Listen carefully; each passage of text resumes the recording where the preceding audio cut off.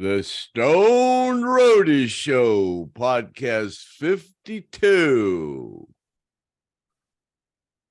All righty then. Looky here. My name's Craig Reed, aka the Stoned Roadie, and you're watching the worldwide Stoned Roadie Show with my co-host, Mr. Griff Martin.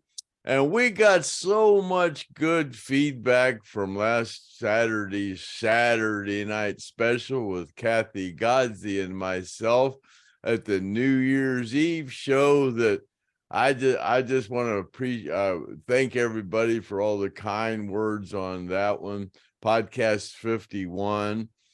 And Kathy Godsey gave a shout out to all the people, and we told about all the people that we'd had on the podcast for 2022. And oh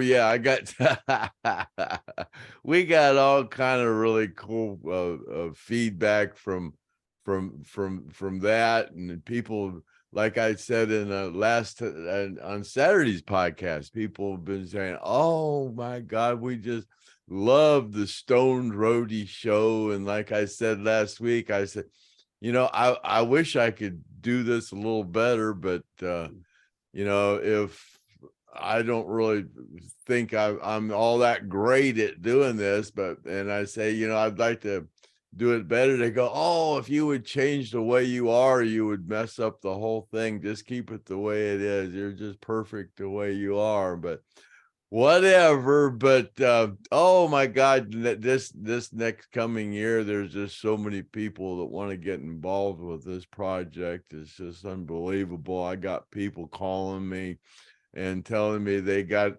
all kind of tapes of doing interviews with Bob Burns and all kind of personal stuff, and he's got to work on the audio on that. And then we got a guy called me and said he knew Dean Kilpatrick's first cousin, and they were like attached to the hip or whatever when they were growing up, and she's got a lot of stories about Dean Kilpatrick. We did that show on a couple weeks ago, where we had the Kathy Godsey and I, when we had the green screen behind me with the Dean's drawing on the wall, and we talked all about that. And then Tommy George, he wants to come on the show, and he's got all kind of different stories about Gary and fishing, and when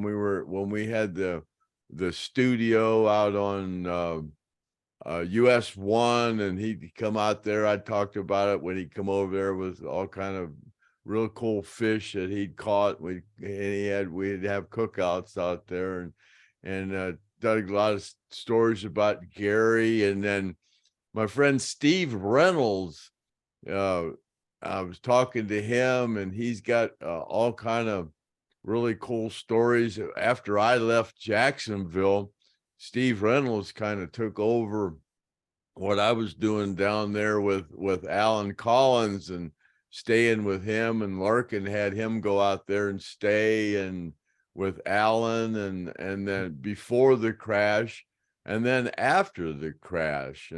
And I was telling Griff all about some of the stuff that we talked about, and Griff wants to, Griff does this the Stoned Roadie Show on the road with Griff Martin.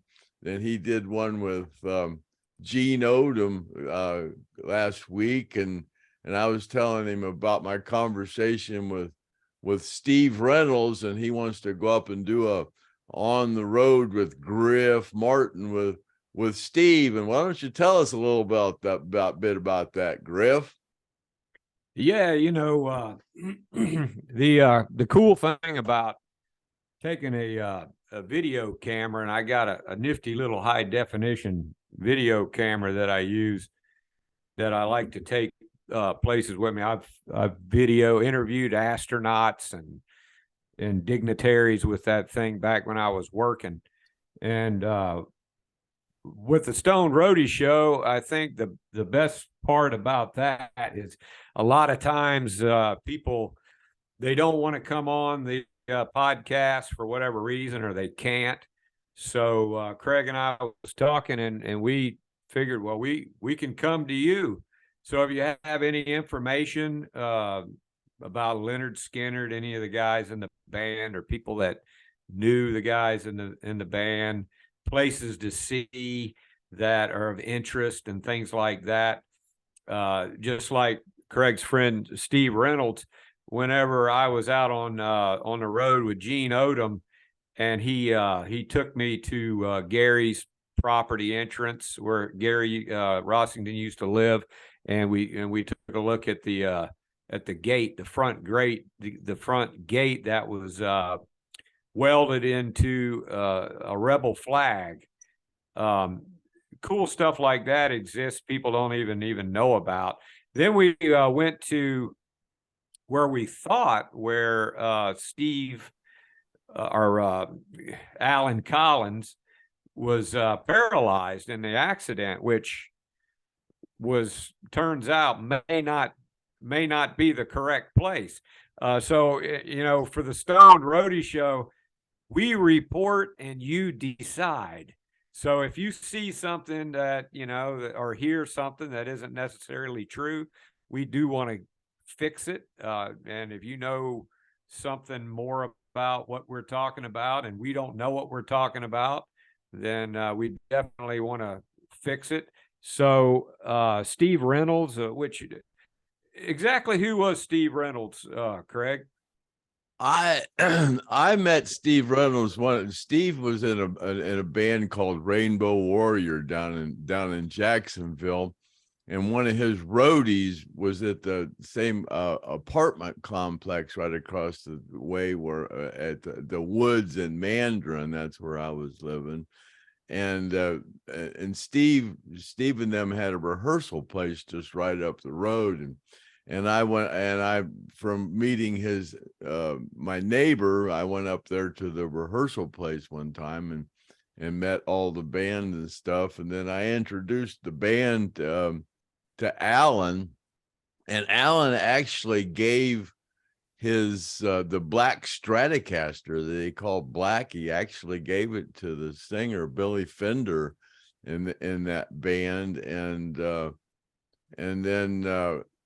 then after the plane crash, and then after I left, Steve actually I took Steve over there all the time, and Alan went and did a couple of times with the band, and Steve was the drummer in that band, I think I said, but then he became real good friends with Alan and would actually do some go back in the studio at Alan's house when Alan was back there playing, and Steve would actually play drums, and Steve and Alan became real good friends. And then after I moved back to Ohio from Jacksonville, Steve Larkin actually asked Steve to go over there and stay with Alan and try to keep him from, because Steve didn't drink a lot, so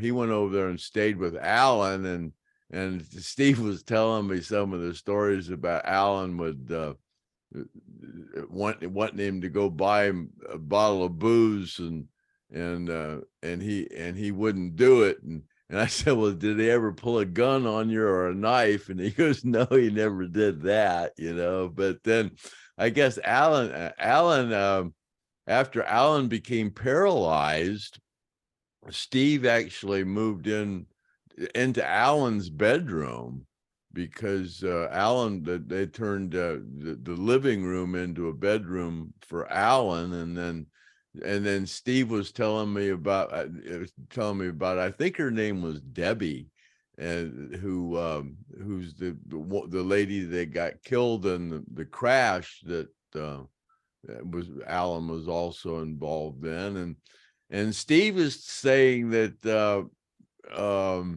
you know, it's talking about the way the crash happened, and they both went flying out the passenger's door, and has a lot of information about, he knows a lot about, you know, what happened to the whole thing. And then Griff was asking me about the lady that Alan killed, Debbie, about her, and then I guess she didn't have a lot of family or no family at all. And Steve was telling me that she had a Datsun 350Z or something that was still at Alan's house. And yeah, Griff was talking about, you know, maybe we should do a little tribute to her, you know, and if anybody knows any more about her, you know, give us a little jingling, and let us know what you know about that, or, you know, if anybody knows anything about anything, you know, get with me or Griff, and tell us what your idea is, so we can share it with the rest of the world on the worldwide Stoned Roadie show. Yeah, and just like Steve was watching the podcast with me on the road, and he said, "That's not where Alan got paralyzed," and he took a picture of the place that he said it happened. And so what I'm going to do is I'm going to grab my camera and I'm going to get on the road again, and I'm going to go up and meet Steve, and we're going to either go out there together, or I'll find the place and we'll report on the new place. And just like Craig was saying, we would like to find out a little bit more about the passenger with Alan that got killed. You know, a lot of tragedy involved with Lynyrd Skynyrd, and that's kind of like a mystery to a lot of people, that girl that died. We're not trying to hash up any bad memories or anything, but I do feel like that that she should be recognized. You know, she was a tragedy along with the other members in the plane crash, and she was with Alan and got killed when Alan was in the car with her. And so we'd kind of like to find out a little bit more about that. I do think that Joe Crimp knows a little bit about her, and I'll have a conversation. And so more to come on that, right, Craig? Yes, sir. Yeah. So I'm going to be on the road. I'm going to be going to Muscle Shoals here, meet with Mr. Eads, the sax player with the Swampers. That's going to be coming up. I think it's either going to be late January or February. I still have to call him up and set that up. So I'm going to take my video camera. We're going to go to the museum and look around and see what we can get into. I'm going to visit Craig next month. We may have a little special thing that we do when I go up to see Craig. Maybe we'll go to the Rock and Roll Hall of Fame or something. Yeah, I'm gonna have to call them and tell them we're gonna come up there with a video camera and do a Stoned Roadie show. So we'll have to advance that one. I don't think they allow too much photography up there. So yeah, maybe, you know, we can talk to some people. Maybe we can just surprise some people and say, you know, like outside waiting in line, and we'll have Craig standing there and we'll say, "Hey, do you happen to know this guy right here, the Stoned Roadie, Craig Reed with Lynyrd Skynyrd?" And just get some reactions. That's always kind of fun to do. But more to come on that. So so going forward this year, we got a lot of stuff planned. We appreciate all the ideas everybody's sending in to us, and everything is open as far as us doing those ideas, because we've had a lot of help with like automotive. Craig's friend Jeff, he's got a website up now. He's got a page on Facebook. He's working real hard to kind of get things organized, because Craig and I just aren't organized, are we, Craig? We're kind of lazy. We don't even like to edit, we just roll it and see what until happens. this morning, I was going to, what are we going to do for a show today? I don't, I was going to call Mitch Scooby, and say he wants to do another show. And we need to just bring on all of some of our other guests, Mark Howard and Kenny Peden and some of the people we've had on last year. We need to bring them back this year again too. Those get some updates on Mitch Scooby. He's a truck driver, and he's got a lot of stories about me. There's my friend Tom Dalo was over the other day, and he left me another microphone like this one because Kathy Godsey was here, but I just got this one in between this and stuff. But he was one of the stage hands. He's Chad's age. He actually grew up with Chad. Chad, when he lived up here and went to high school in Canton. That's where Tom Dalo grew up, and they knew each other. And Tom's been down there to see Chad, and we didn't even know that Tom knew Chad until I started working with the union up here after I retired from the Lynyrd Skynyrd, and then he found out that I was Chad's dad, and he goes, I know Chad, so yeah.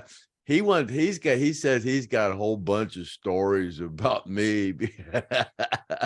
Just, the stuff that I used to do when I was with when I worked with the union. He's got some pretty funny stories of stuff I got away with, I guess.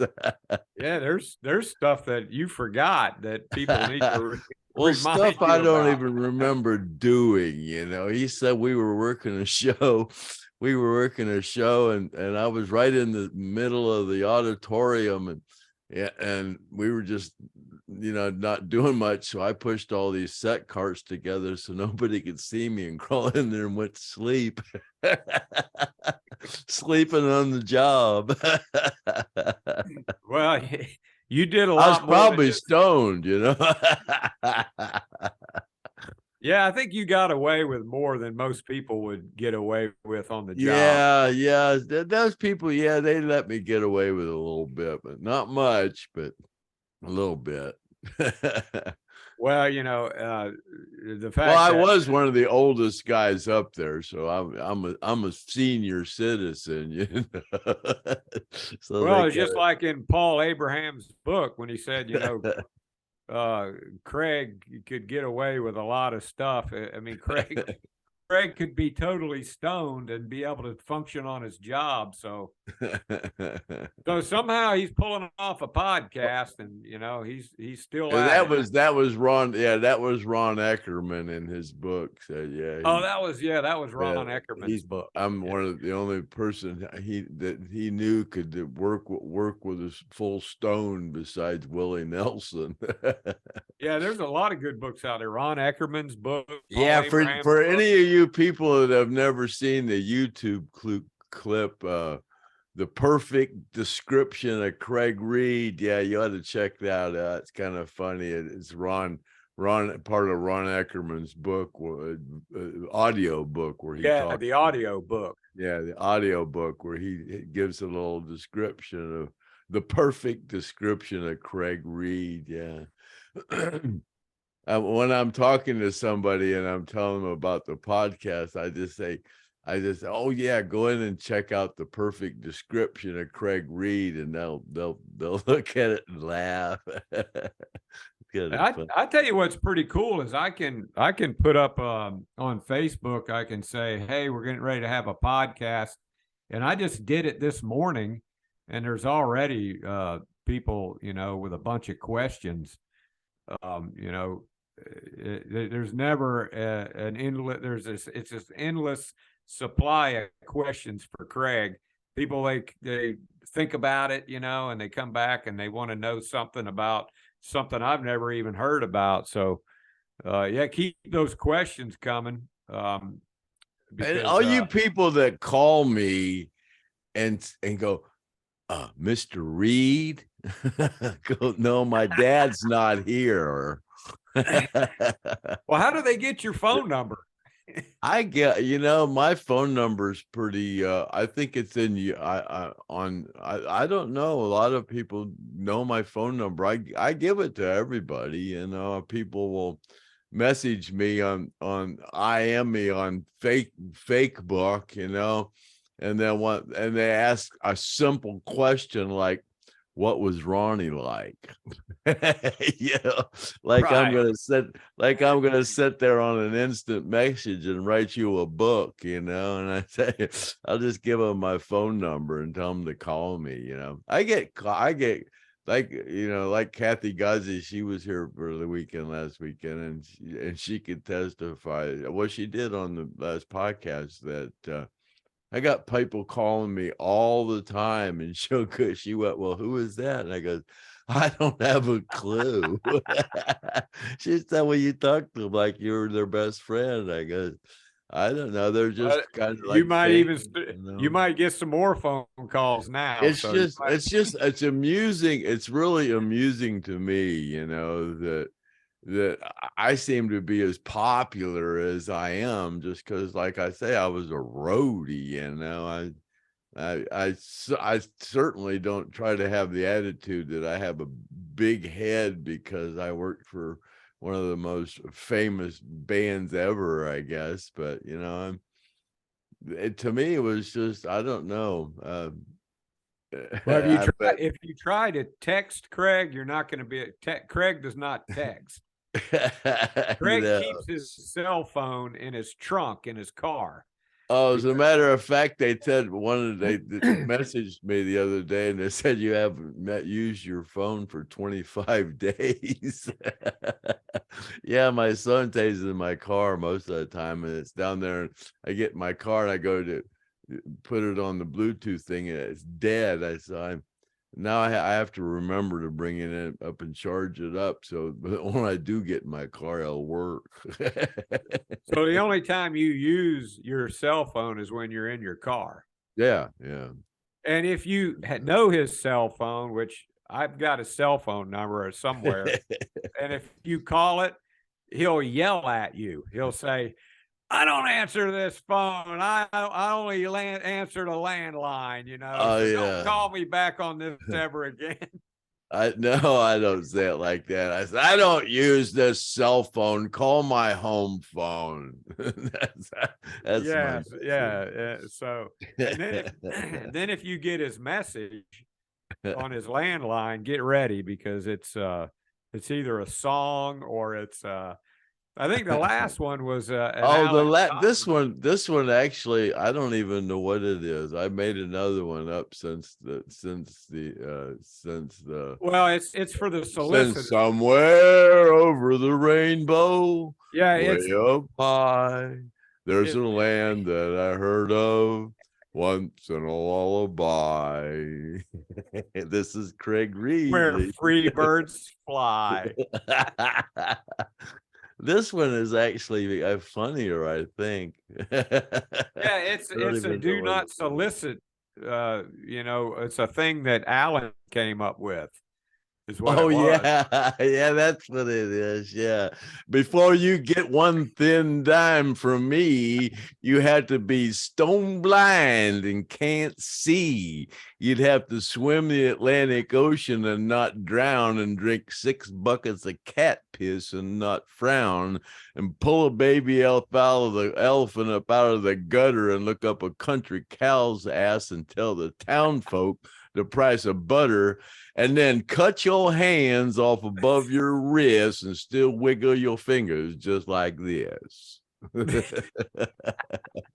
That's what you hear on the latest Craig Reed message on his landline. And then Alan would say, Come here, Grandma, and do your duty. Jump over that fence and pull up that petticoat and give me some of that pooty. Craig, isn't it true all the guys in the band had like little sayings like that? Leon had little sayings, and Billy. Oh yeah, they all did. Stuff. Yeah, Leon and Billy, yeah, especially. Yeah, yeah. Billy had something about Chief Pick'em Nose or something. That joke, Pick'em Yos, yeah. Craig has them all memorized. I used to. I have a hard time, remembering them. Yeah. What about Ronnie? Did he have any kind of little? He had some. He had some jokes. I don't remember any of Ronnie's jokes, though. To tell you the truth. I mean, you think that he didn't? He wasn't so as boisterous about him, and as Alan, hey, looky here, and then he'd tell you a joke, or Billy or Leon, yeah, or Bob Burns, yeah, they were all the characters. Did Ronnie ever like to tell a joke? Like, did you ever sit down there and Ronnie say, "Hey, do you ever hear this joke?" Yeah, they were real subtle. They were real subtle. I don't know. I don't really remember any Ronnie's jokes. I remember he used to tell some, some jokes. Did he like to hear a good joke? Oh God, yeah. All the band loved it. Love hearing. Oh my God, all the band loved good jokes. Yeah. You think Ronnie, being the writer that he is, he would probably have written several jokes himself. Yeah, those ones. Yeah, you would think so. Yeah. Where did Alan get the that one that you just said about the? Alan had all kind of stuff he come up with. Oh my God, yeah. Most of them were XXX rated. Yeah, he definitely he didn't hold back. He didn't care.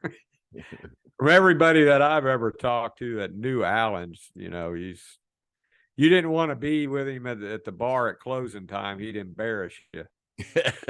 Yeah. Well, Steve was telling me about when he was with Alan when he bought that T-Bird that he crashed in.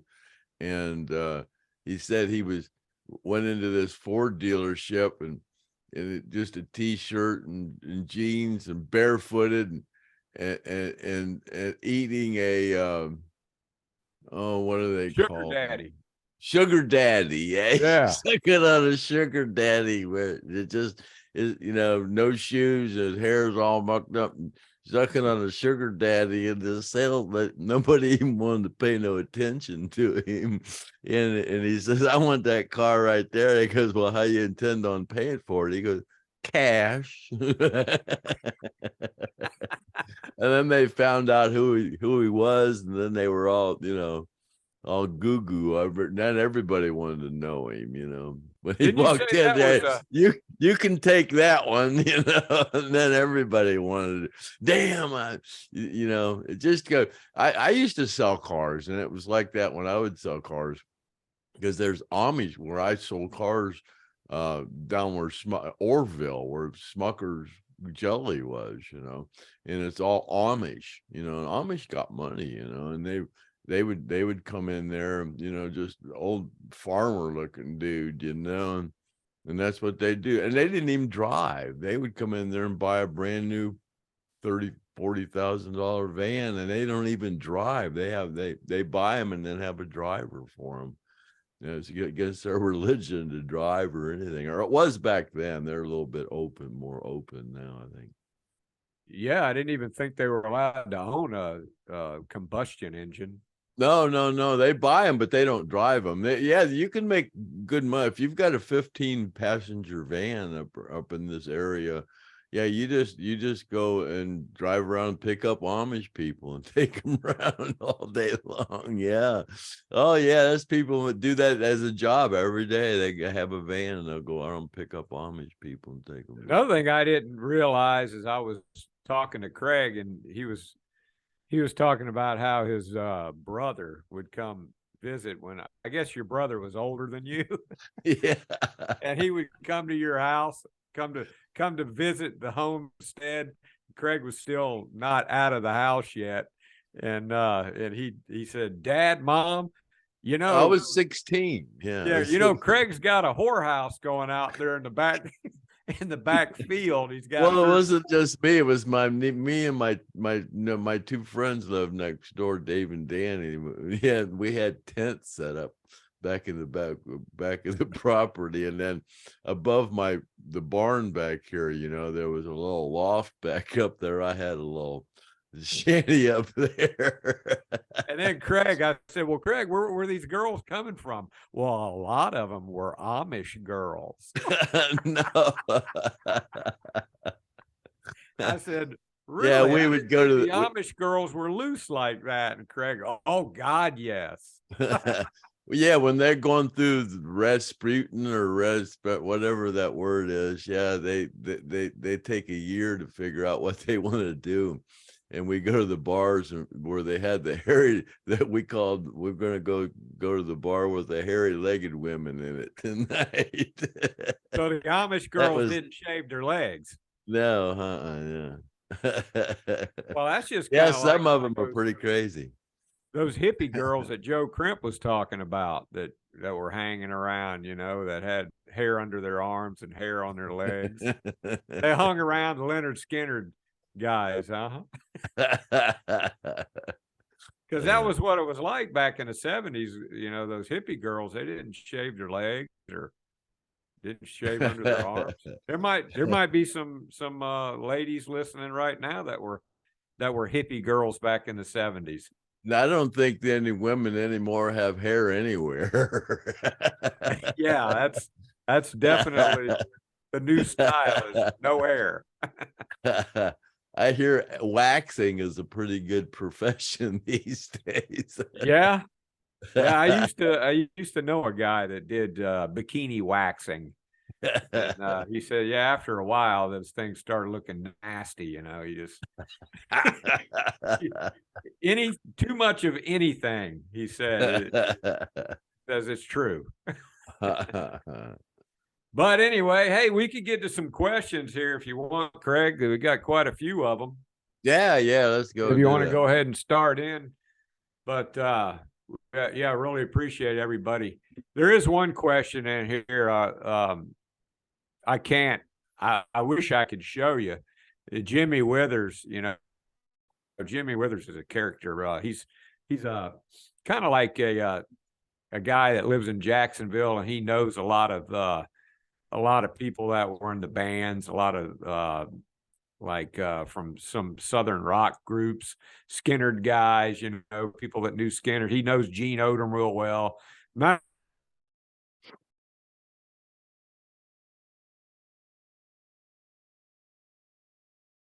You froze up. Matter of fact, the first video I ever saw can you hear me? Yeah, you froze up there for a minute. Oh, anyway, I said my connection's unstable. It must be a power outage or something. But anyway, I was talking about Jimmy Withers, and I was talking about when I met when I first met Jimmy Withers. He's quite a character, but the first video I saw of Gene Odom, it was Jimmy Withers' birthday, and he was doing a West Side tour. Now, this guy's a nut. So he sends a picture of this big fat girl, and he says, ask Craig if he'd hit this for 100,000. And I tried to show Craig the picture, but I couldn't get it. It was glaring off my camera. Yeah, 100,000 I would. I don't know, man. She's pretty. Her front looks like most people's back. So, but everybody knows Craig has a fantasy for fat women. I live on Social Security, so I'd probably hit one for 1,000. Well, hey, they just raised up Social Security. I'd have to take a few drinks though. All right. Well, we've got our normal people that ask questions, and we got a few new ones on here. We can take it from the top. I don't know if this question's ever been asked before. Jim Folds, how many Fender and Gibson guitars were destroyed during the tours? That For Lynyrd Skynyrd, none of the bands I worked for tore guitars up. I mean, not intentionally, right? well, I mean, yeah, there was Leon had a bass that he beat up one time, and then Alan broke the headstock off of one on stage, and how did that headstock get broken off? Alan pulled the tremolo bar off of his a couple of them a couple of times. He bar come off of his hand or whatever. That one that you and Joe Barnes fought out of the audience out there. What happened? How did that one? Ronnie threw it out there, didn't he?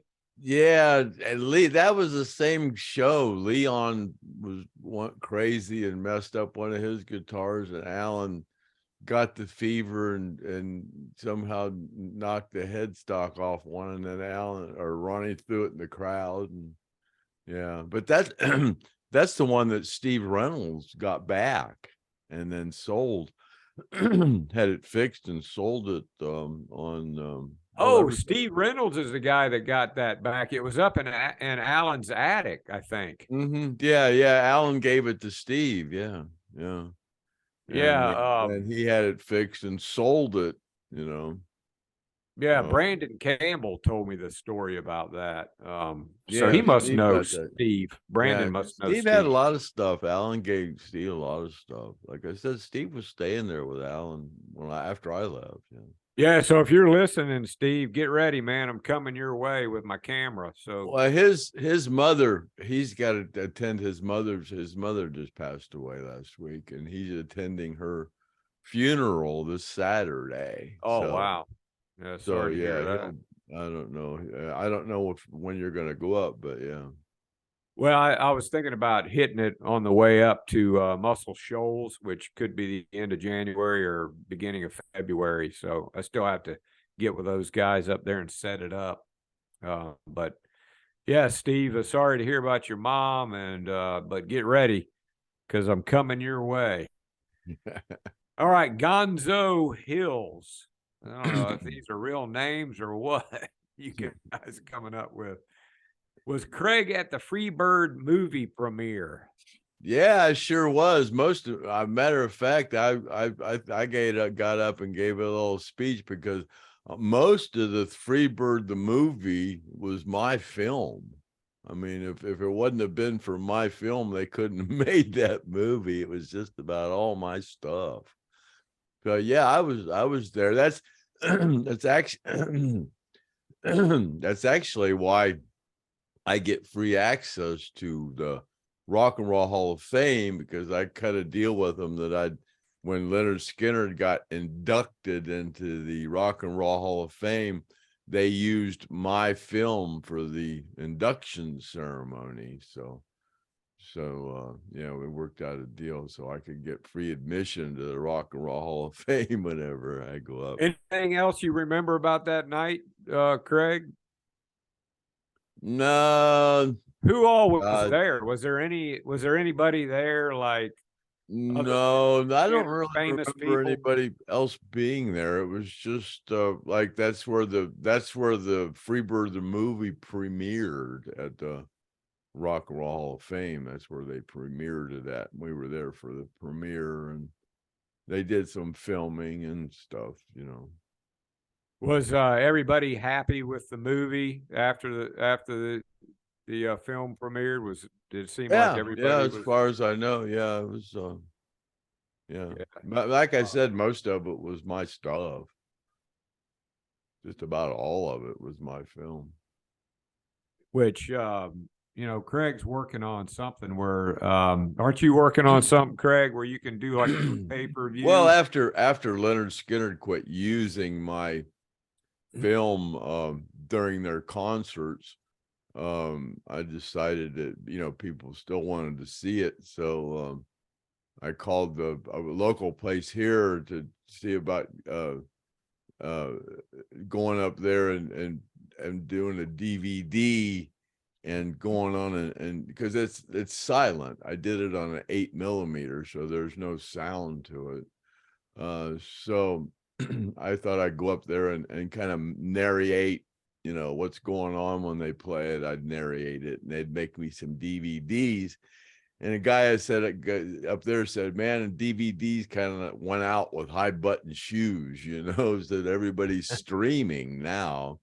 So the best thing to do would be, you know, do it in a streaming format, you know, so I could take it to somebody that did streaming, and then put a $4.95 or whatever, $4.95 per view or whatever it is, you know, for 2 or 3 days, just like you do with a movie, I guess, and you know, do it that way. How long would it take somebody to watch your movies? I got about an hour and a half. Yeah. Movies, maybe an hour and 45 minutes, and I think I've only leased out like 35 or 40 minutes of what I have is all that people have seen. So there's about twice as much as anybody's ever seen. I still have the stuff that nobody's ever seen. And I'm surprised. I'm surprised they used the parts of my stuff where I didn't ever think they would use the stuff of everybody smoking hash under a glass and stuff. Which wasn't that yeah. your birthday or something? That on the bus, yeah, they bought me a meerschaum pipe, and when we were in Holland, I bought a big old chunk of hash, and so I had a whole bunch. They had bought this pipe, and I happened to have a lot of stuff to put in it. So, yeah, everybody. And you got a lot of it on video. Yeah, that old meerschaum pipe with a big face on it, you know, and everybody's sucking on that pipe during that whole bus ride. Yeah. I know. I think one of the coolest things, because I've seen Craig's movies, and he actually let me borrow them for a concert that I threw in Lakeland, that Return of the Survivors. There's a lot of footage actually of the plane. The guys, I think the plane broke down somewhere, and you guys were out on the tarmac. Yeah, well, yeah, we broke. That, yeah, we took off and the air conditioner broke. So yeah, I took some footage of everybody kind of suffering while we were flying, you know, on the plane with no AC, and then we landed and everybody got off the plane, and they were sweating their ass off. Yeah, Leon's no shirt on. He's got his top hat on and no shirt. And he's kind of wandering around and then we're all laying on the tarmac, all naked, trying to get sweating. Yeah. And what's really cool about it was Gene Odom, you know, who was in some of the movies and was there for a lot of that, had never seen those movies before. And when he went to that Return of the Survivors and he saw those movies, you know, he was overwhelmed. You know, it's, if you think about it, it's like, you know, you had some lost movie footage that, you know, when you were growing up, because these guys were all young guys and girls, and then to see something from the past from so long ago, you know, Gene was pretty overwhelmed to see that stuff. So anybody that hasn't seen it, which most people haven't, it's something to look forward to. So Craig, yeah, you need to get that rigged up there and narrate that. So yeah, we'll try to get it going this year in 2023. Yeah, 2023. Look for the Craig Reed Lost Reels Now Found. All right, let's go to another one here. You know, a lot of people keep asking, when's Artemis coming on? When's Artemis coming on? We won't say never, but we don't think it's gonna happen. Artemis Pyle is not a big fan of going on podcasts and things. Never say never, but most likely not, right, Craig? Probably not. But Chad talks to Artemis. I think Artemis said he just didn't think it'd be a good idea to come on a show like this and talk about, you know, stuff like we talk about. But Chad said that might be possible for him and Chris Pyle, Artemis's son, to come on. Maybe, you know, so it might be something in the works for 2023. Because Chad and Artemis' son kind of grew up together. You know, they would tour with the band sometimes, and maybe if anybody can talk his son into coming on, that'd be Chad for sure. We got all kind of people coming out of the woodwork. It's just it's just amazing to me. Like I've said before, it's just amazing to me the amount of enthusiasm that still exists around the legend of Lynyrd Skynyrd. It's just kind of amazing. And it seems like the more we kind of introduce things to the public, the more people are inquiring about things that they might have thought of over the years and wanting to know about and stuff. And it's just amazing that the young musicians that are getting involved with trying to recreate Lynyrd Skynyrd music, and it's like Savannah, Kathy Keeble's granddaughter. She's, you know, really influenced about Leon Wilkeson and his bass playing, because she's, you know, trying to pick up bass.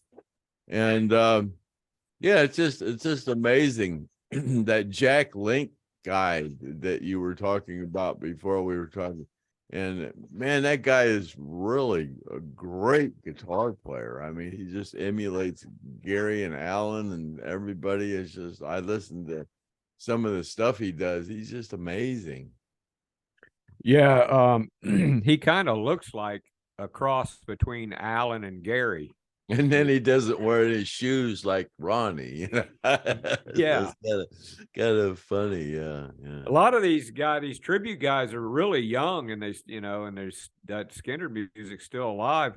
The thing that really cracks me up is Brandon Miller. You know, he plays he's younger. He's younger than I thought he was. And he looks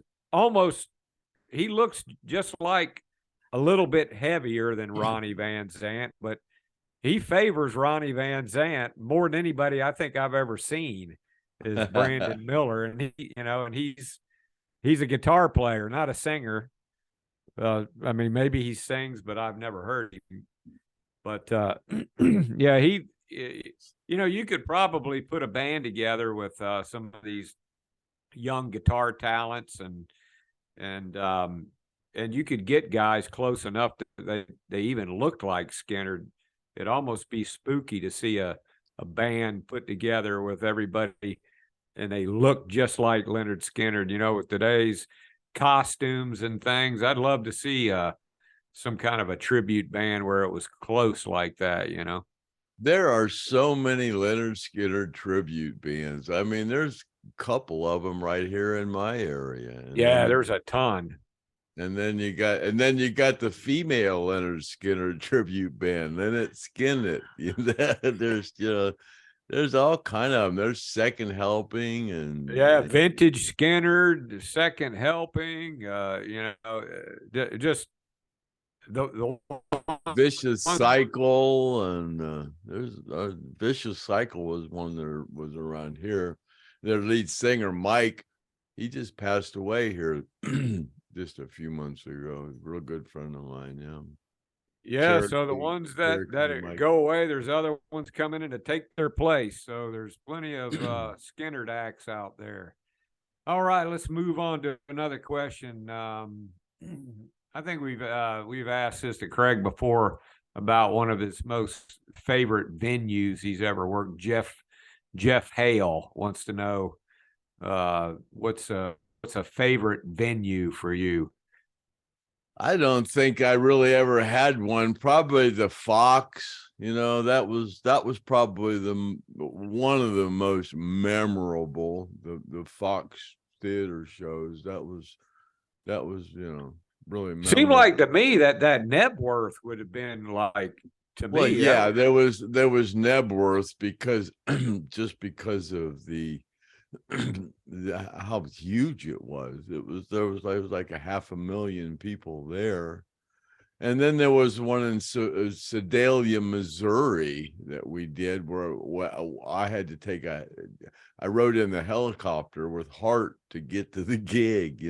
Those ones like that are so massively large, you have to go in on a helicopter, but Nebworth, I actually rode in the truck. We had to get there.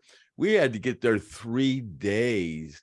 The crew had to get there 3 days ahead of time, or we couldn't get in, and then we couldn't leave. We were there 3 days before the show even was on, before Skynyrd even What did played. they have, like a motor home that you stayed in or something? Yeah, we couldn't once you got in, and we had to have the truck in there by a deadline, and we just barely made the deadline to get in, and we kind of got there a little late, and we were kind of like safely maneuvering the truck through the traffic that they had let in because we got there a little late, but yeah, it was really, And that's where you burnt to do with Jack Nicholson, isn't it?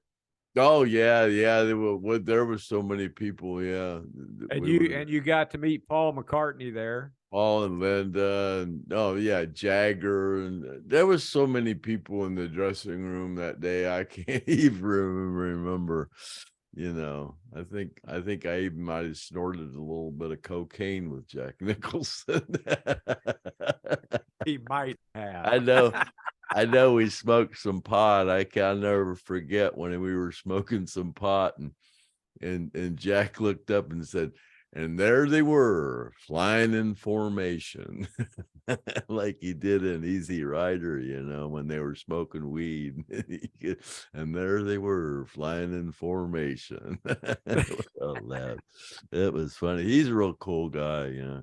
He acts, the way he acts in the movies. He's not acting. That's him in real life, huh? That's just him. Yeah, he's just like that. Yeah. How about the Winterland concert there at Winterland? Oh, yeah, all of the Bill Graham production shows were all spectacular. I mean, he really knew how to put on a show. He always had a theme going on for every band that would come in there. He had some kind of theme going on. Yeah, but then I did all the World Series of Rock shows with when kind of like when stadium shows just started to erupt here in Cleveland. The Belkins had the World Series of Rock, and I did the one in 1976 or 77. I can't remember, with Lynyrd Skynyrd.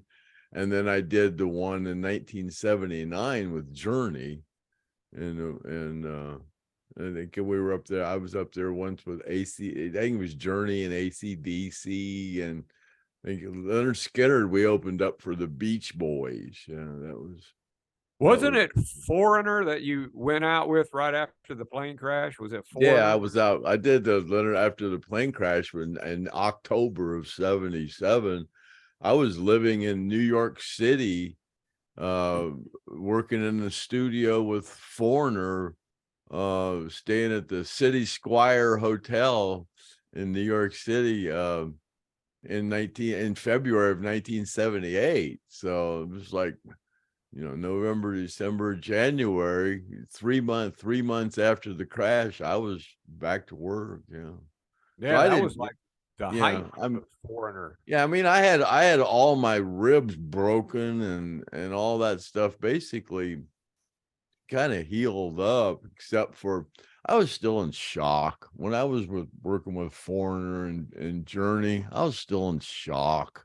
I mean, How long even how long did you tour with Foreigner? just a year, just A year? 78. What was Lou Graham like? Oh, Lou was real cool, man. All of those guys with Foreigner was real cool. Ian McDonald, he was from King Crimson. He played the sax and the stuff on the Double Vision album. And yeah, Mick Jones, he was real cool, man. A real English gentleman dude, man. When I worked up at up at Blossom, when they would come in, I would a Foreigner would come in. I don't think Lou's or Mick's touring anymore, but I would always see him, and he goes. He would say, "You still doing this stuff?" And I'm going, "Yeah, well, you're one to talk, you know." But yeah, Yeah, a but lot of people don't know Lou Graham had a brain tumor, and he had to have it removed. It was like a really touchy surgery, but it was totally successful. But I think that was definitely well after you went with them. But oh and then yeah, Journey, and they gave you a nickname, Blaze Baby. yeah. Not Ross.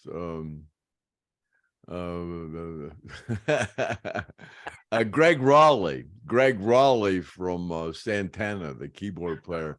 But you know that he was at Woodstock, and so was him and Neil Sean. They were both at Woodstock. But yeah, Greg Raleigh, yeah, he nicknamed me Blaze.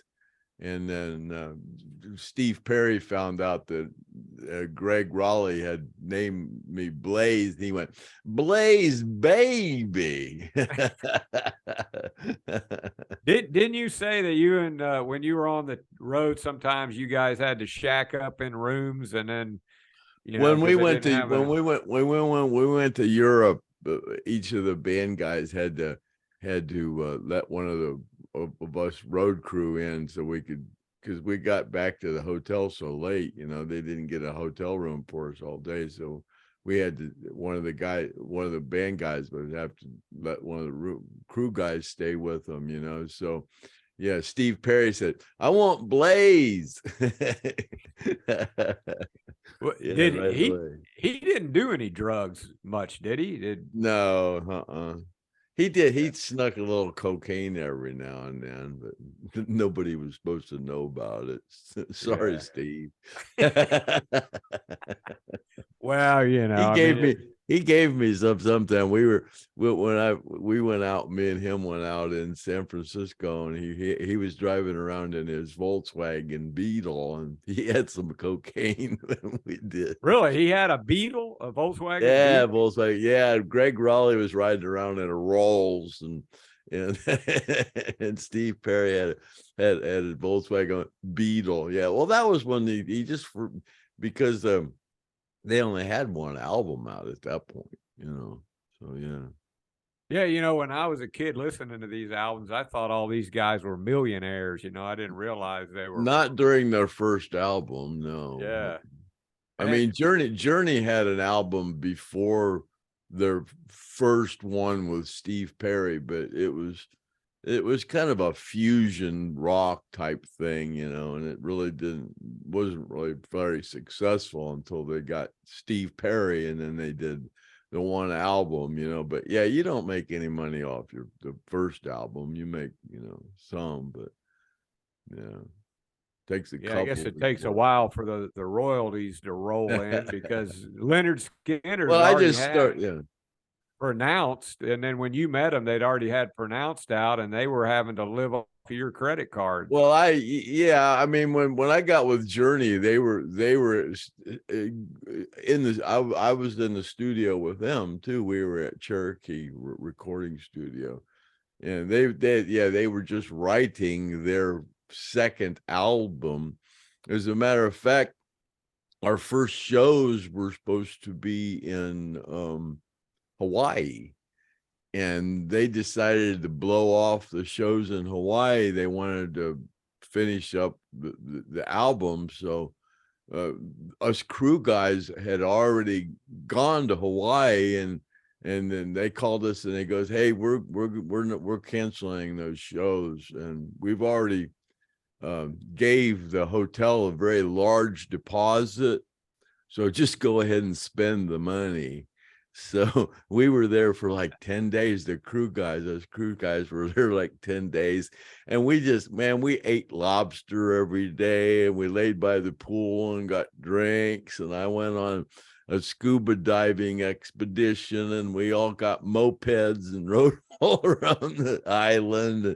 Yeah, we had a big time on the band. Yeah, it was cool.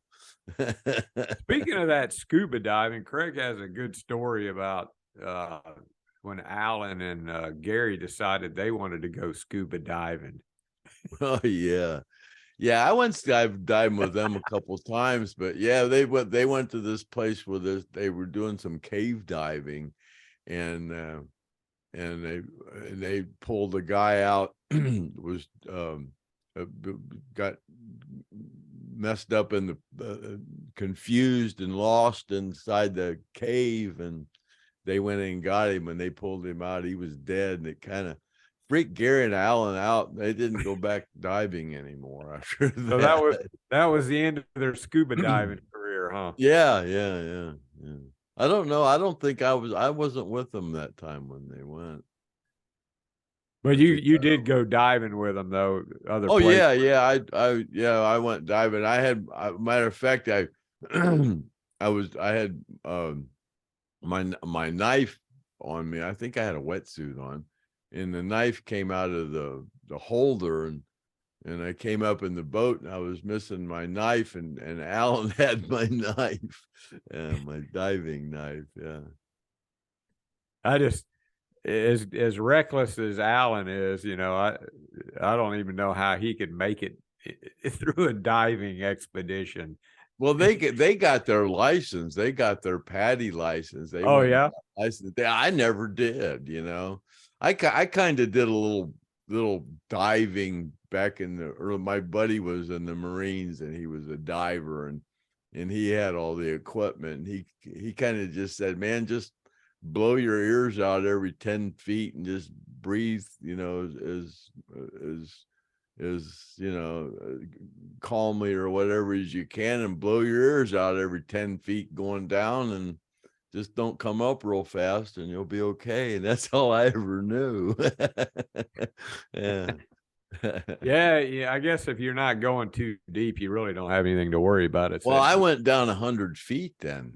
When I went to Hawaii, like everything, I bluffed my way through. Yeah, I got my card over there, and they go, and they said they took me on a shallow dive, and they said, we'll watch you. And then a girl watched me, and she goes, okay, cool, we'll take you on a deep dive. I got down about 50 feet. I'm stoned to the bejesus. I was smoking some Maui Wowie, and I'm going, oh, you might have bluffed your way too far this time, man. I was kind of really high and free, and I went down, and I couldn't back out. So we went down about 100 feet, and I'm just going down there, and I'm just going, okay, you're only 10 feet under, and I kept looking up, don't look up. But you can't, but when you're down that in Kauai, the water's so clear, you can't really see that you're really that far down. I couldn't, but yeah. And then I just kind of thought about how deep I was and started chasing this sea turtle around.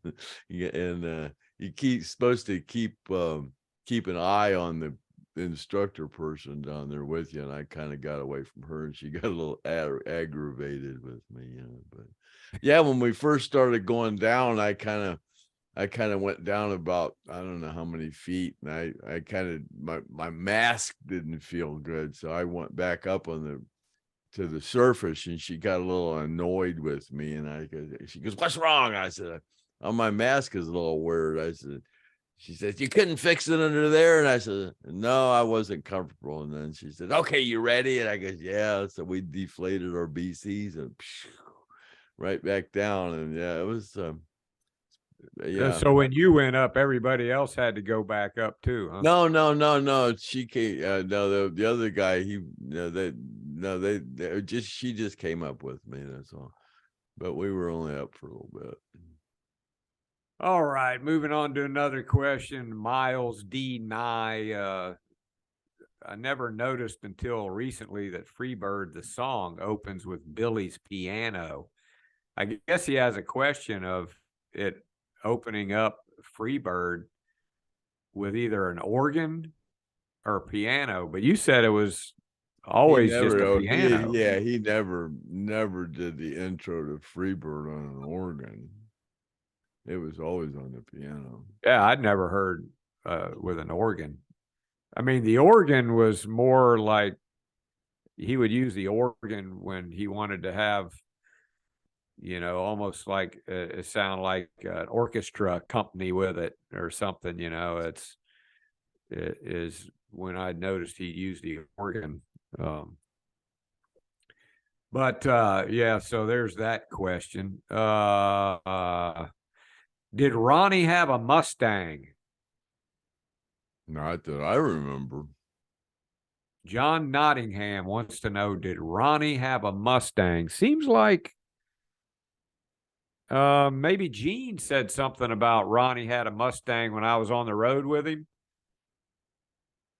So if anybody wants to go back and watch that again, he might have mentioned that. That might be where he got that from. So possible, but Craig doesn't remember that. Let me see here. Craig had said something one-on-one. Let me see. On one of the podcasts about Alan and Lubeck not getting along. Yeah, one time I was driving the Tornado that Alan gave me, the white one, and we were in St. Augustine, and we saw Lubeck in his Corvette, and Alan was going, ram him. And he was serious. He was mad at me because I wouldn't just run right into the side of that Corvette. I'll pay for it. Just ram him. I think Alan. He was serious. No, he was serious. He was just ram him. I'll pay for it. Just ram him. Gene told me a story about how he would Danny Joe Barnes,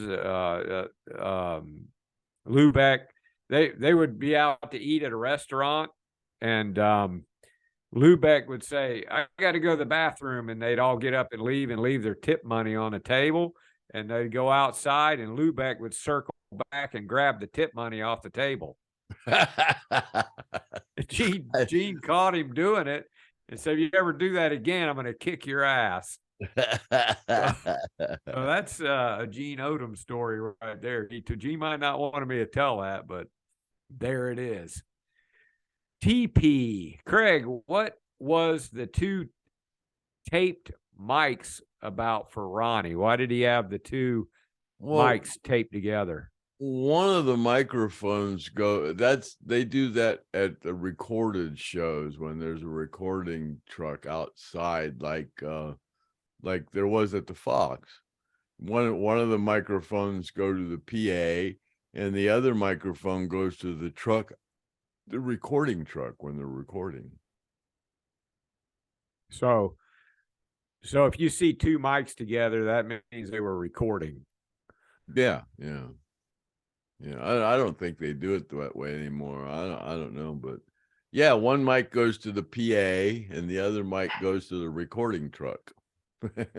I know that Frampton Comes Alive, Peter Frampton was talking about when they did that Frampton Comes Alive, they had a recording truck.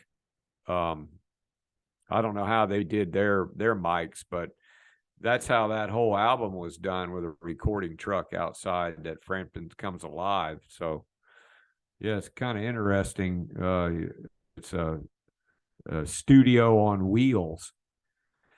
Let me see. Herb Brewer, I think is how you pronounce it. I'm sure that Ronnie clawed, bit, and fought for, and with his band members and friends, Ronnie took a hell of a beating in San Francisco in '74 over someone else yelling racial slurs.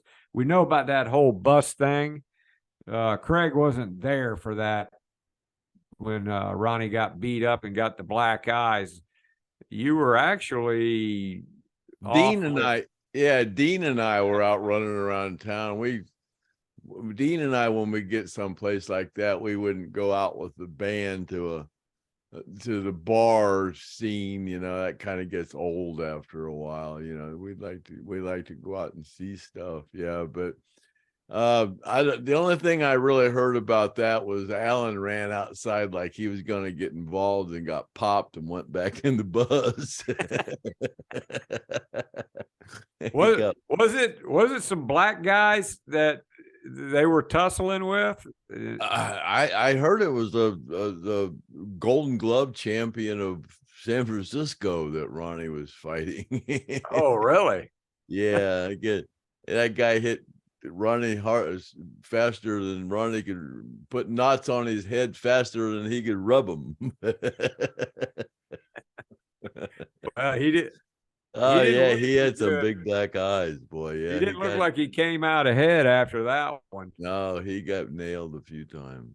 Okay, let me see here. Yeah, then there's Shane Hobson wants to know about Ronnie busting Dickie Betts in the jaw.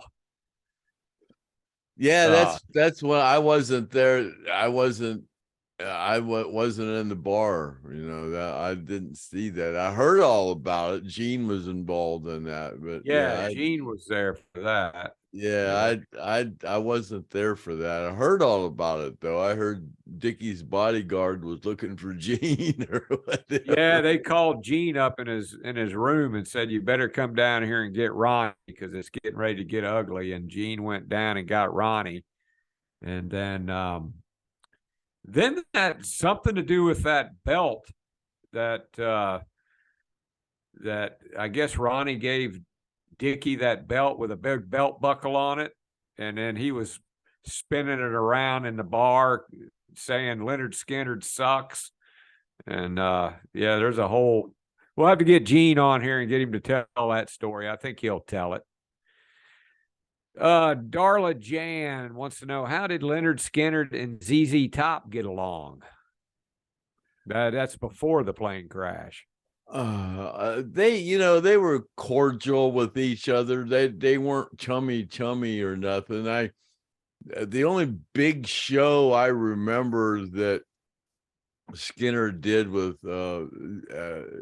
ZZ Top was in Nashville, and there was a big firework display going off and stuff, and I can't remember who headlined that show, but that was we played with ZZ a few times, but it was just they never were chummy with the band with the band that I know of. And then after that, the tribute band, we did a big run of shows with ZZ with the tribute band. But yeah, with the original band, we played with them a few times. Did ZZ Top open up for Skynyrd, or was it you remember? It seemed, God, it's one of those things. It seems like it was kind of like they switch off. Seems like that's the way it happened. Did you ever witness, like, when you guys were on tour and Skynyrd would open up for somebody, and then one day later they opened up for Skynyrd, and then maybe Ronnie might have said, now they're opening up for us? No, I don't remember the original Skynyrd doing any switch offs. Sometimes that happens, but don't remember the original Lynyrd Skynyrd doing any tours because they got big so fast. I mean, it was never like, Skynyrd opened up for for everybody in the beginning. I mean, God, Skynyrd opened up for Wet Willie a few times, and God, back in the old days, but they they opened up for God, Aerosmith, REO, Brownsville Station, God, the Dolls, all kind of people, man. But then, yeah, after 76, it was just once Skynyrd got dug in, yeah, it was strictly Skynyrd was headlining over everybody. Well, that Peter Frampton, at that, where was it, Day on the Green or whatever, when Skynyrd opened for Peter Frampton, and God, that was when Skynyrd come off with Freebird, and Peter Frampton come up, and his opening song was, "Why don't you show me the way?" And the headline in the paper was Skynyrd shows Frampton the way. And then Skynyrd opened up for Eric Clapton, and then I think it was Memphis, and the paper said Skynyrd singes God's beard. I think that was the headline. Yeah, I saw Eric Clapton with J.J. Cale, the Lakeland Civic Center, and it had to be like 77 to 78. And, there was a time there when Eric Clapton, I think that's when he was on heroin. And he didn't even, at that concert that I saw, hardly played any lead riffs or anything. Yeah, Gary and Alan, man, they were going, "Oh God, we're opening up for Eric Clapton," and I still remember Gary and Alan going, just like, because Clapton wasn't playing any of the lead stuff. There was his other guitar player was playing. I have to say, it sucked. He was just up there, and they were kind of really disappointed in Eric. Yeah, it did. And J.J. Cale, he had so many songs I'd never heard of, so I was getting bored with that. And then Clapton was like Alan's idol, yeah, so he was disappointed. Yeah. Well, he got a guitar from Eric Clapton, though, right? That what that is that a rumor? Yeah, the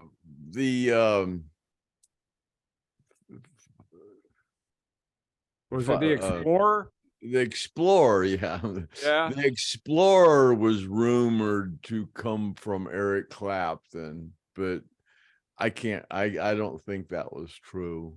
Yeah, you got it from some guy, and I think it was from Memphis. He might have worked for Groom Guitars or whatever. I think he was a guy. I don't know. Gary and Alan Gary got his Bernice, and Alan got the Explorer off the same guy. As far as I remember, it was the same guy. I remember the guy came to the hotel with both guitars at different times. I think Gary bought that Bernice for $2,500, and it seems like Alan paid $4,000 for the Explorer. But God, those guitars now are worth over $1 million each. Yeah, that was a lot of money back then too. Yeah. Oh yeah. All right, let's move on. Just about to run out of questions, run out of time here. Here's a kind of a weird question. Wayne Mulhern, who was the last survivor from the plane crash to get back on a plane? I don't know if Craig would be able to answer that or not. Maybe. Does anybody have a trouble getting back on a plane after the plane crash that you know of, Craig? Well, having trouble with it, yeah, but you just had to do it, yeah. I don't recall. I don't, I mean, it's when you're in that business, it's just something you got to do, But as like me, I just figured, well, I've already been on one crash. What's my chances of being in another one. And I think Steve Lawler, was on 3 plane crashes. He was on the Skynyrd crash, and then he was on 2 other ones besides that. So yeah, well, Artemis says he was in 2 or 3 or 4. So, but yeah. All right. Here's a question for Craig. Brian Boggs says that you posted recently that you used to drink a bottle of whiskey daily. Yeah. What was the brand of choice? Crown Royal. Crown Royal. Yeah. And then he wants to know what made you give up drinking. That was the hardest thing I ever did, giving up drinking, and I got good. I got pretty good at quitting. I quit about 1,000 times. No, finally I got, when I was really heavy. Well, I got hepatitis C, and even during, I was so bad. Even during, when I was taking those Harvoni pills that were $1,000 a pill, I was still drinking every day. And that was the cure. That was the yeah, cure. that cured me, but it's amazing that it did, because I was drinking every day. I'd probably drink a half bottle of whiskey every day at that point, and I was trying to quit. But then I just got to the point, I was massively overweight, and it got to the point where, when you're drinking, you have to eat at night, and I drank it with Coke most of the time, and I just got to the point where I had to lose that weight, or I wanted to lose that weight, so I had to quit drinking to do it. So if you guys ever see Craig's Facebook and you see his fat posts, now you know why. Craig used to be fat. So, if you used to be fat, then you should be able to talk about fat people, in my opinion. So,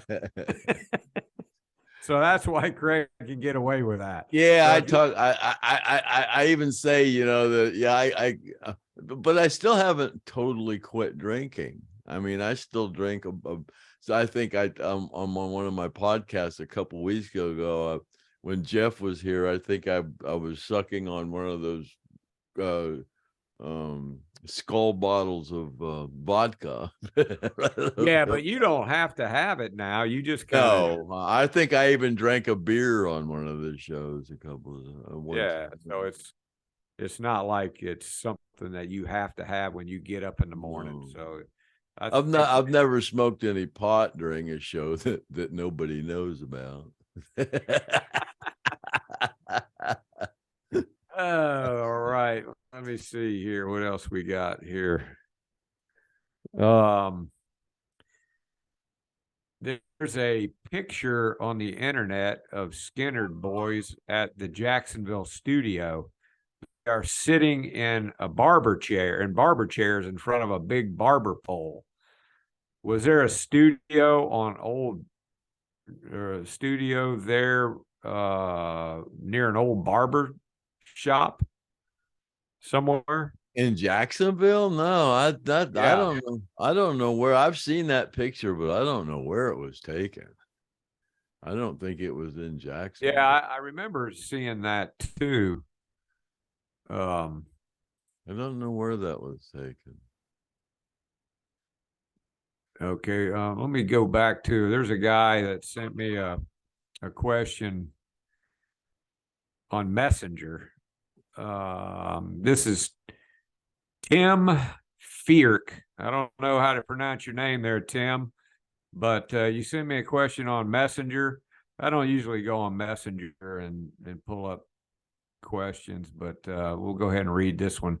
Hi, Griff. Started listening to the STONED Roadie podcast this fall and just got all caught up with it. And that's why I want to read his message, because if he went through all those podcasts, Craig, can you imagine binge watching the STONED Roadie show? I know. I get so many people that just started watching it, and then they said they're trying to binge watch, and I'm going, man, that one show we did was 3 hours long. And then me and Kathy Godsey did one 2 hours long. And, we started out doing them for 20, 30 minutes. We tried to do them, and I think we never did get one under 40. And then they just, we kept trying to keep them under an hour, and then people kept going, make them longer, make them longer, make them longer. So we were, Yeah. before we just started just not paying attention to the clock, and then they started running. Probably like this one's probably gone. I forgot to look and see what time we started doing this one, but it's like I said, we had no clue what we were going to talk about on this thing, and then and I just started.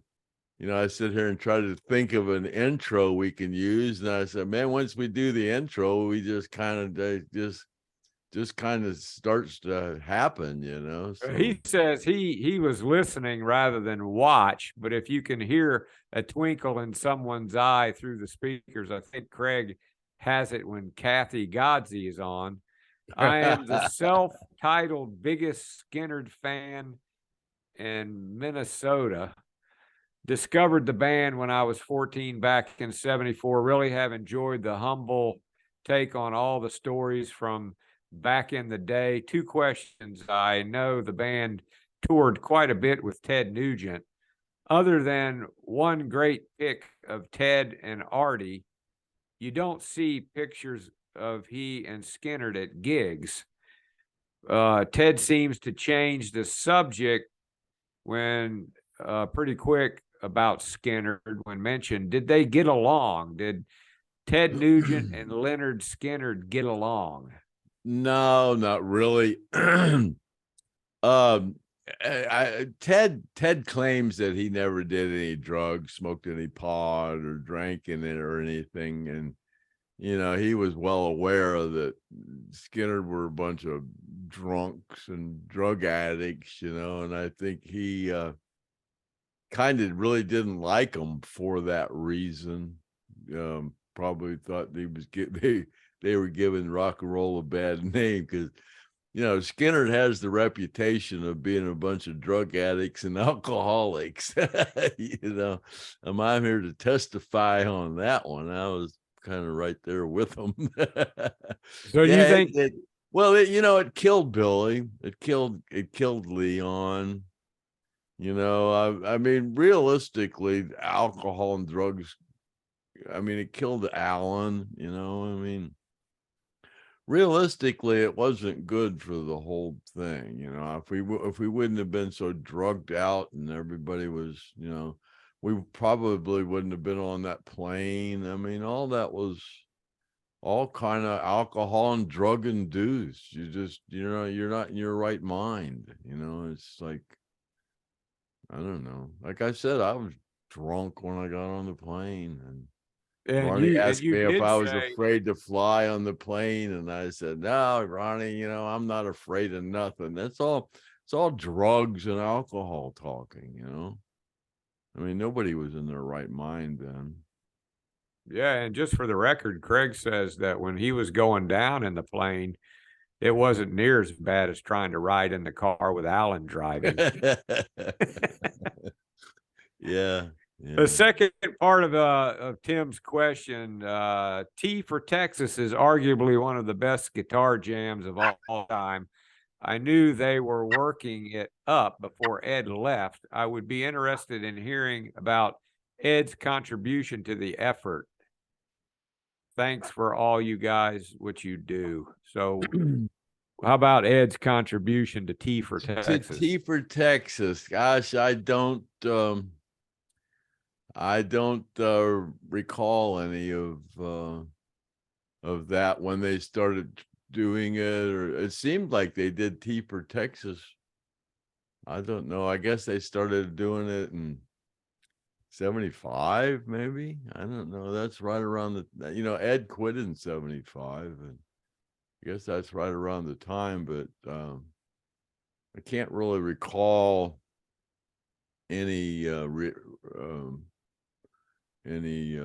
thing that Ed had to do with that. Did you ever talk to Ed like later on after the plane crash? And did Ed ever go, man, I'm glad I quit because I'd have been on that plane and God knows what would have happened. You ever have a discussion with him? I don't think I really ever had a personal conversation with Ed on that subject. No, I don't. I may have, but I just don't remember. Possibly I did. I don't. Ed and I stayed pretty good friends through that whole thing. Even when he came back for the tribute tour, Ed and I were relatively close. We talked a lot, Did he ever talk to you about any regrets for what he did when he left, or was he glad he did it, or No, what? no. I mean, like I think he said in an interview, he could smell death. He just, he knew he had to. He just had that inner gut feeling that he had to get out of there or die. Yeah, In some way, shape, or form. he had a premonition. Yeah, he just felt it in his gut that he needed to get out of there or die. Well, I tell everybody, Ed had his own plane crash, which, that heart transplant, that was one hell of a thing to go through. It might not have been a plane crash, but yeah, if Well, you can imagine. Ed had his issues with drugs and alcohol. There's a few pictures where Ed is holding a Coke straw while they're chopping up lines, Yeah, I issues. imagine that's probably, And he what, smoked. Smoking those cigarettes will kill you. yeah, I oh yeah. mean, they're, Well, there are some people that get away with it. They smoke their whole life, and I guess they've got good they've got a good bloodline or something because cigarettes definitely. But now pot must not be bad because Craig's still alive. And, if people you smoke want to, those cigarettes and I've had so many of my friends after I quit smoking and stuff, I go, man, you got to stop smoking those things. And they just look at you like, oh, it won't hurt me. I'm special. It won't hurt me, and then God, there's more than a handful right now that quit and they've got lung cancer, I mean, COPD, lung cancer, I got about 4 or 5 friends right now that either have COPD or lung cancer. so if you want to get a lesson on fat and cigarettes, just go to Craig's Facebook page, and there's all you want to see for years going back. All Hey, right, Craig, I guess half of America's fat. I mean, if you want to deny that fact, half of America right now is obese. I mean, not just fat, obese. Somebody, You hardly ever saw anybody that was obese or fat back in the 70s. My God, you go to a grocery store now, they say 3 out of 10 people are fat. You go to a grocery store and peck out any 10 people. You can't walk around and find 10 people and not have at least 6 or 7 of them be fat, if not obese. And I mean, if you can't see it, it's because you're part of the problem. You're either fat or when I was fat and obese, I didn't really see it. My God, didn't you say a buddy of yours said, Craig, I'm almost going to be as fat as you pretty soon. And you said, no, I'm not fat. he wouldn't have bet me $100 I'd hit 250 pounds before he did. And I looked at him and I was helping a friend of mine. He was 450 pounds and I was already trying to, he was in a wheelchair and all that. And I was, taking him around. And so that kind of got me started on the thing. Yeah. But Yeah, my friend said, you'll be at 250 before me. And I just went, boy, if I look like anything like you. But yeah, he wanted to bet me $100. And I told him I wouldn't even bet him. I says, I'm not going to take your money because I can do it and you can't. And yeah, he was amazed, man. I just, I put it in my head I was going to lose that weight, and I did. I mean, that's what you got to do. You can't doubt yourself. You can't sit back, and you got to change your diet. I mean, I think the fastest and the best diet there ever was is the divorce diet. Yeah. Yeah. Especially if you have any kind of a retirement or a 401k, you just don't want to eat. You don't care about food. You don't care about anything when you're going through a divorce. Yeah, but then when they take everything you have, you tend to drink more. Right. So, all right, Craig. Well, that's it on the questions. So we're going to wrap up this Stoned Roadie show number 52. You got your, what does STs call that thing? A clapper? Your clicker, I guess. Clicker, yeah. That's his favorite part's the clicker. All right, then. I guess this will be the end of podcast 52. And until next time on the worldwide Stoned Roadie show with Craig Reed and Griff Martin, is happy trails to you until we meet again. And we'll call that a wrap. Bye-bye. All right, let me get this thing here. Next time on the Stoned Roadie show. See you later, alligator at the Wild Crocodile.